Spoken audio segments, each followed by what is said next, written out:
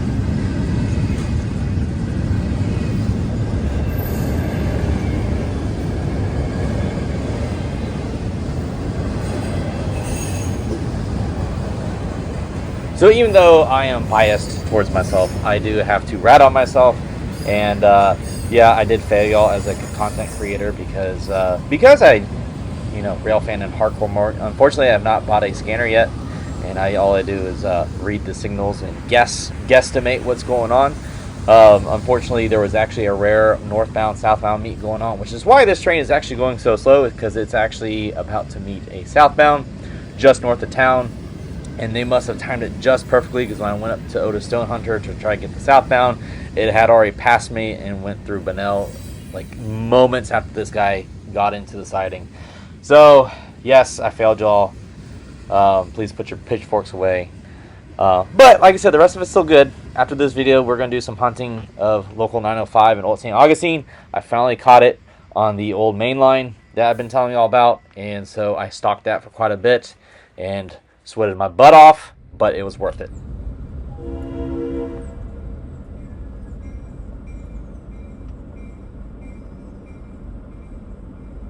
Alright, so we're going to start our stalking activities here on the west side of Old St. Augustine. So 905 just took the multi-junction onto the Wilbur Wright Industrial Lead. As I mentioned before, this is the old main line from back 100 years ago.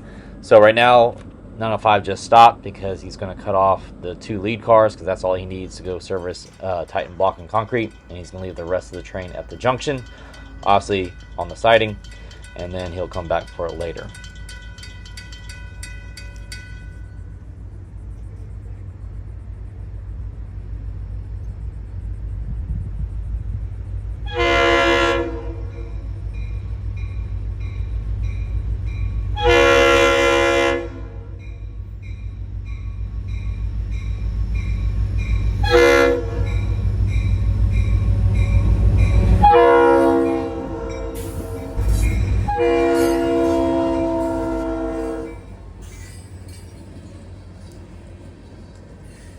So as a point of reference, here is a map of the Wilbur Wright Industrial Lead.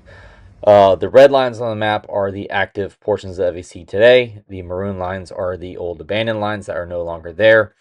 So the Wilbur Wright Industrial Lead starts off at the Moultrie Junction, which is the arrow at the top right-hand corner. And it's about a little over 5-mile jog to the 84 Lumber and Titan Block and Concrete Industries at the very end. And so the end of the line kind of has a unclimactic end. Here you can see it just kind of goes off into the grass. You can't really see it because of the grass, but beyond that grass starts the block at the St. Augustine Rails to Trails portion. It is a paved trail and it goes out to Palaka. I have not personally taken it yet, but I'd like to eventually. But here is, you can see where the layout is. There's only enough room at the very end of the line for one locomotive, and usually what ends up happening is like what we'll see today is 905 will stop on the main line just before the Titan Block and Concrete spur. He will drop the 2 cars. He will run down to the very end of the line. The conductor will get off, throw the switch for the siding. They will take the locomotive and run around the train on the siding, and then the conductor will throw the switch again for him to get back on the main. This time he'll be on the northeast side of the loads. And so after the conductor realigns the switch back to the main, the locomotive will connect to the loads. They will shove the loads into the spur, and they will use the loads to pull out the empties, park the empties on the main, and then they'll shove the loads back in and rearrange the loads for the Titan Block and Concrete facility.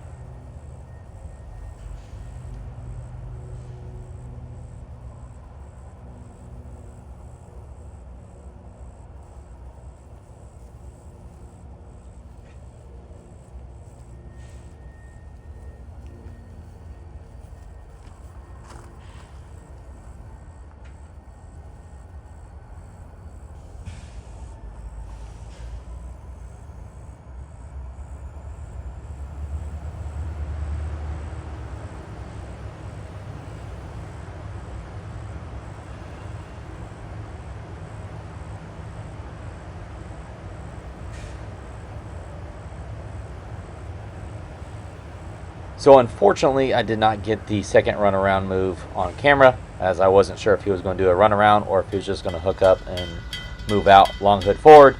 And I knew with how many lights and stop signs and traffic they would have to deal with, I knew if I didn't leave before he left, I probably wasn't going to catch him again on the line. So I left early to catch him here at King Street again, and that's when I realized he did a runaround because I saw a conductor on the tail end riding across the crossing.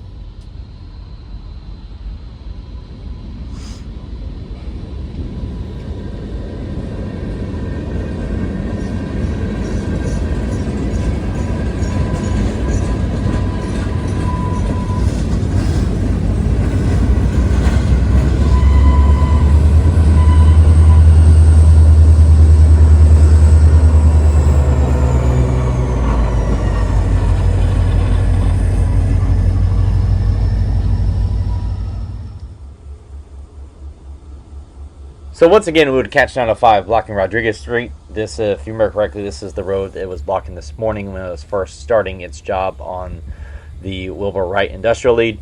So right now, they had just reconnected to the other half of the train that they left behind. They are pumping up the air. The conductor is having to walk over to the switch, and he will have to throw the switch, make sure the crossing gates and arms are working for Palmer Street, because the train will have to back across it in order to clear the industrial lead and get back on the main. And then once that is done, he will throw the switch back to the main, climb on board, and they will head south towards Bunnell and service other customers along the way.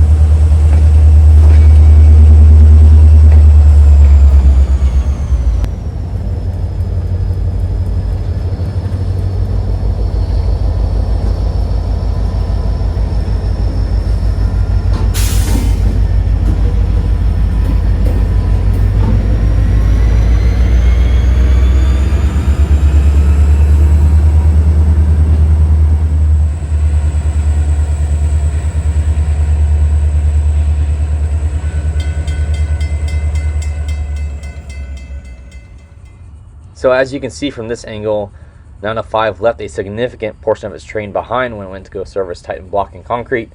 And so now that he's rejoined with the rest of the train, you can see quite how long it is. Basically a pretty heavy load for one GP40-2. So once he gets back on the main, the conductor will throw the switch and you'll hear them notch up and start heading south. Unfortunately, I had to go get ready for work, so this is going to be the end of our chase for 905 today, at least for this episode. And I'll leave you with the sights and sounds of local work.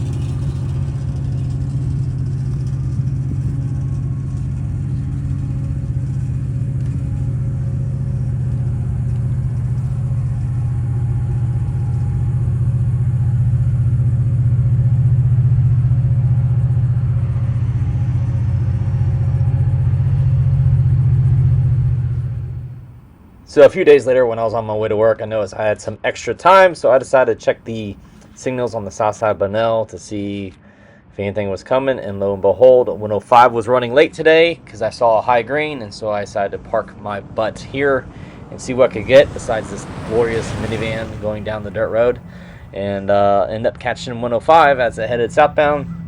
Normally, he comes in anywhere between 2:30 and 3:15. Luckily for me, today he was running a little bit late. So these are normally hot GPS intermodal trains, and on their way down, he'll usually work Titusville and Riviera Beach before heading down to Miami.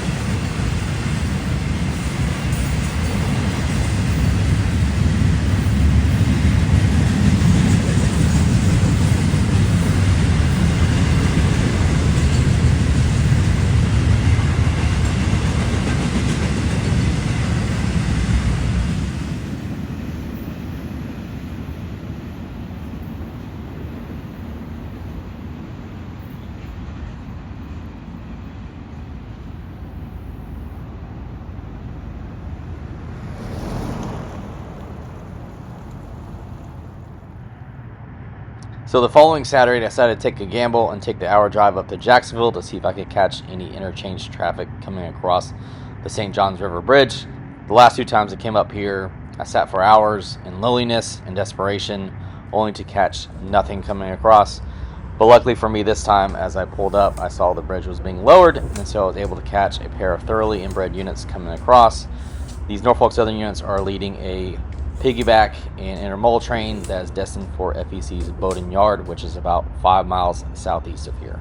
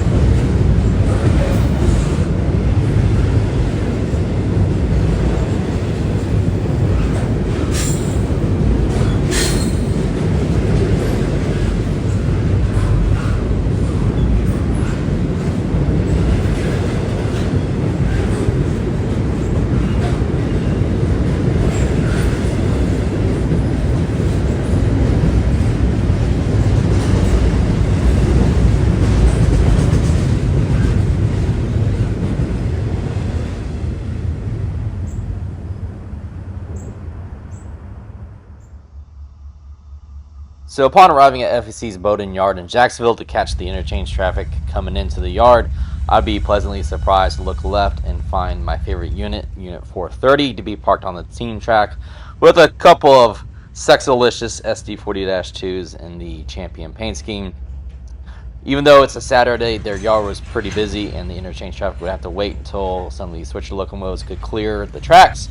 You can see GP38-2 507 shoving some cars, and then behind it there was another special locomotive that I was not aware of, 425, which is one of FEC's breast cancer awareness locomotives. He was also doing some switching, and he would have to remove a cut of cars so that the Norfolk Southern Units could come into the yard and drop their loads.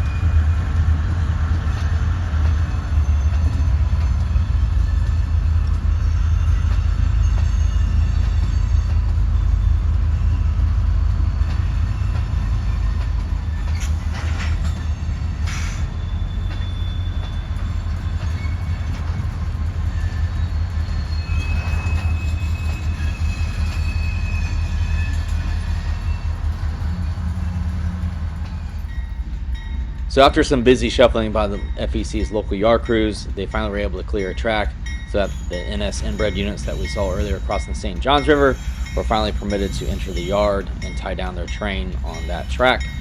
The NS crew ended up disconnecting the power from the train and moving it to an adjacent track. I'm not sure if they had already timed out for the day or if their return traffic train was not built yet, but they ended up moving it to another track to get it out of the way so that FEC could continue their work as they were busy building 107's train and getting that power ready for the evening run south.